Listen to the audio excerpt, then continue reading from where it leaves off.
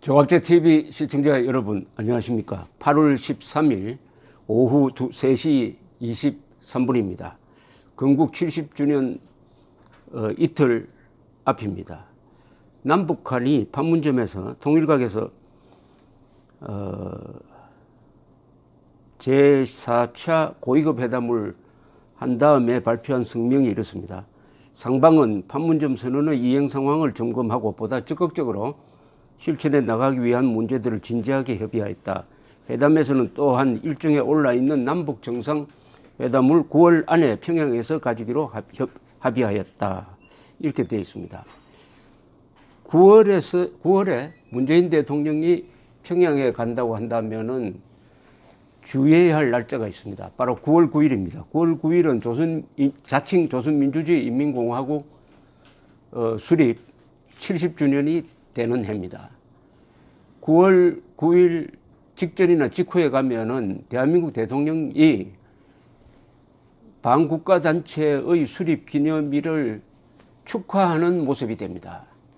더구나 문재인 대통령은 대한민국의 건국 기념일을 없애버린 사람입니다. 대한민국이 1948년 8월 15일에 수립되었음을 부인하는 사람입니다. 만약 대한민국의 건국을 부인하는 문재인 대통령이 북한에 가서 북한 노동당 정권, 즉 반국가단체, 반인류단체, 전쟁범죄단체의 건국기념일에 참석한다면은 그 자체가 반역입니다.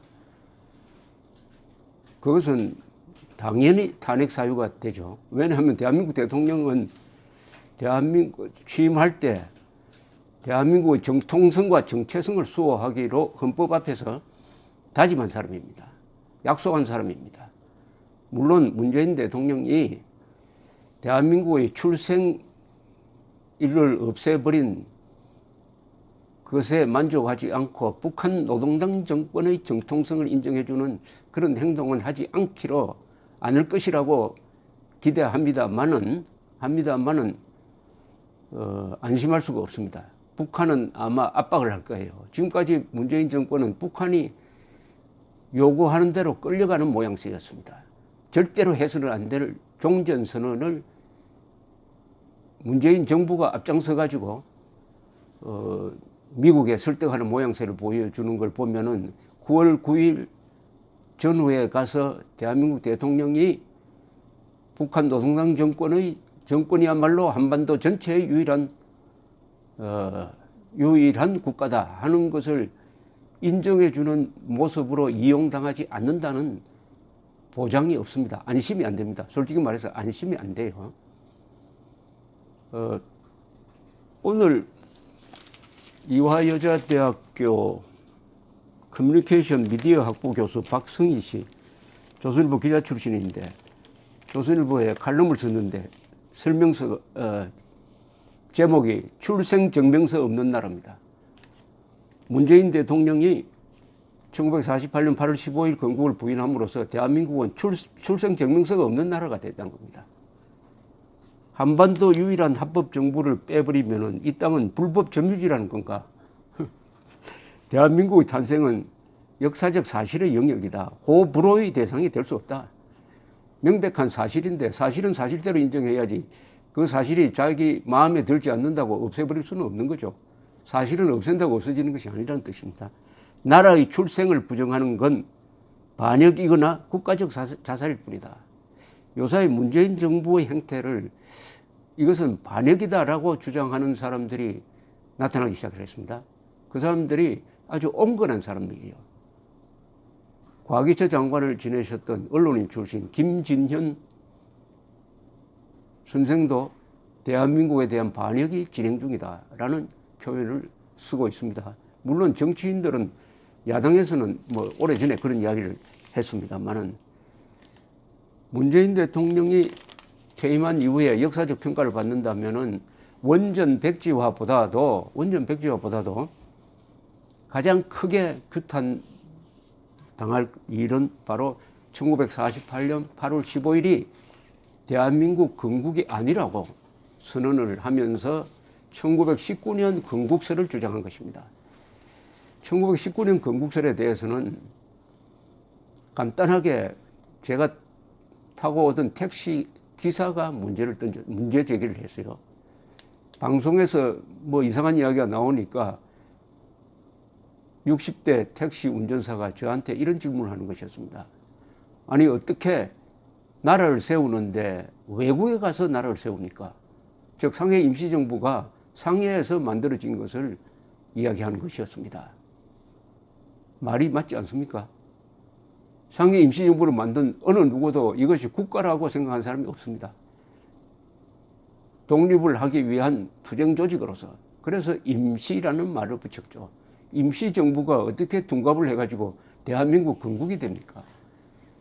임시정부는 국가도 없었고 국토도 없었고 국민도 없었고 주권도 없었습니다. 그러니까 임시정부라고 한 것인데, 다만 문재인 정권의 이념적 성향을 보면은 대한민국에 반대하거나 대한민국에 불만을 품은 사람들이 많고, 일부는 오히려 북한 노동당 정권이 정통성이 있다고 생각하는 것 같으니까 대한민국 건국을 부정하는 이유는, 그리고 상해 임시정부 수립을 건국으로 보자는 이유는 상해 임시정부가 좌우 합작에 의해서 만들어졌으므로 민족적인 기구다. 그러나 대한민국은 좌파를 배제하고 우파만 만들었으니까 민족을 대표한다고 볼 수 없다. 이런 억지 논리로서 그렇게 한다는 것은 잘 알고 있습니다. 그러나 상해 임시정부가 좌우 합작으로 만들어졌더라도 그 안에 노선투쟁 과정에서 좌파는 배제되었습니다. 김구 선생이 지금 좌파에 의해서 막 이용당하고 있는데, 좌파 이 상해 임시정부가 공산주의 노선으로 가는 것을 가장 몸으로 싸워서 막은 사람이 김구 선생입니다. 김구 선생. 지금 우리 우파가 잘못하고 있는 것 중에 하나가, 김구 선생이 대한민국 건국에 반대한 그 부분만 클로즈업 시켜가지고 마치 김구 선생을 좌파로 모르는 사람들이 있어요. 절대 그렇지 않습니다. 상해 임시정부가 좌파에 장악되는 것을 막은 사람은 이승만 대통령이 아니라 김구 선생입니다. 김구 선생. 그리고 김구 선생은 백범일지에서 최악의 독재는 계급 독재다. 계급 독재 중에서도 최악의 독재는 공산 독재라고 자세하게 구구절절히 쓴 기록이 있습니다. 그리고 좌우 합작은 그 자체로서 공산화를 의미합니다. 좌우 합작 정부를 만들어 가지고 공산화 안 된 나라가 없습니다. 김구 선생의 잘못은 좌익들의 선동에 넘어가서 좌우 합작 정부를 만들려고 시도했던데 이분의 결함이 있습니다. 그러나 그것은 그분의 위대한 생애에서 일부분입니다. 이승만 대통령은 좌우 합작이 어렵다는 것을 이렇게 이야기를 했습니다. 공산주의는 호열자와 같다. 인간은 호열자와 같이 살 수 없다. 따라서 좌우 합작하면은 반드시 공산화된다. 하는 것은 역사적 배경이 있습니다. 바로 소련군이 점령한 체코에서 좌우 합작을 하니까 좌파가 경찰권을 딱 장악해가지고 경찰권 그리고 선동부서를 장악해가지고 우파를 무력화시키고 해서 공산정권으로 둔갑시키는 것을 지켜본 사람이 이승만 대통령이에요. 그래서 좌우 합작은 안 된다라는 생각을 더 굳혔던 것입니다. 인간이 호열자와 같이 살 수가 없죠.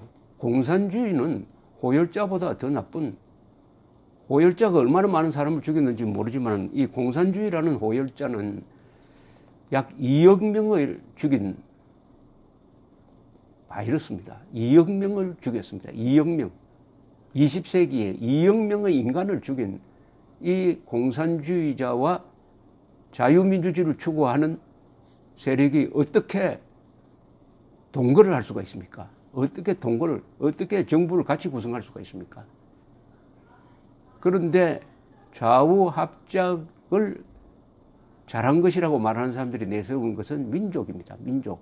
같은 민족이니까 좌우 합작이든 뭐든 통일 정부를 만들어야 될 것이 아니냐 하는 것도 완전한 거짓말에 기초하고 있죠. 무슨 거짓말이냐.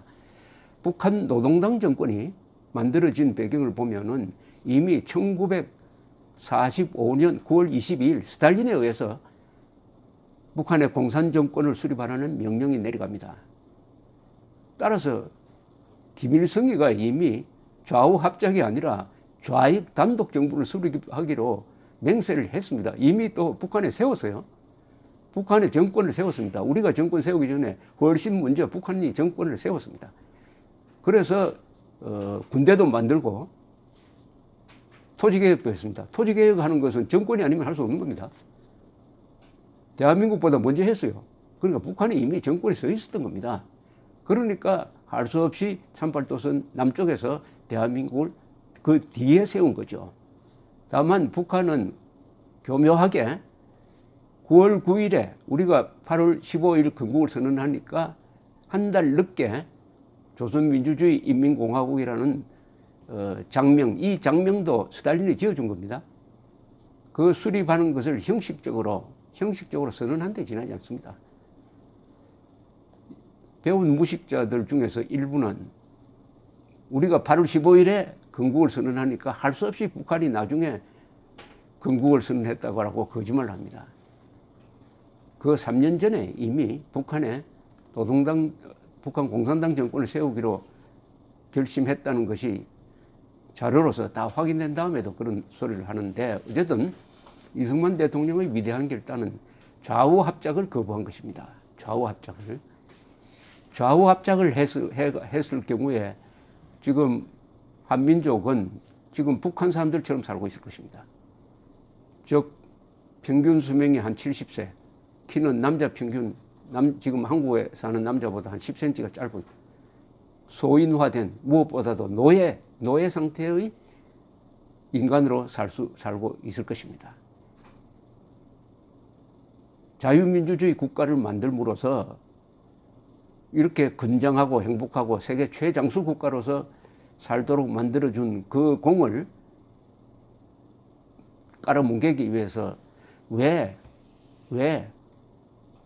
우리끼리, 왜 우파끼리만 나라를 세웠느냐, 좌파하고 같이 세웠어야지 하는 이야기를 아직 하고 있고, 그런 역사관에 포섭된 사람들이 지금 집권 세력이 되어 있다는 것은 참으로 절망적인 어떤 상황을 예견하고 있습니다. 사람이 할 수 있는 가장 나쁜 일은 자기의 출생을 부정하는 겁니다.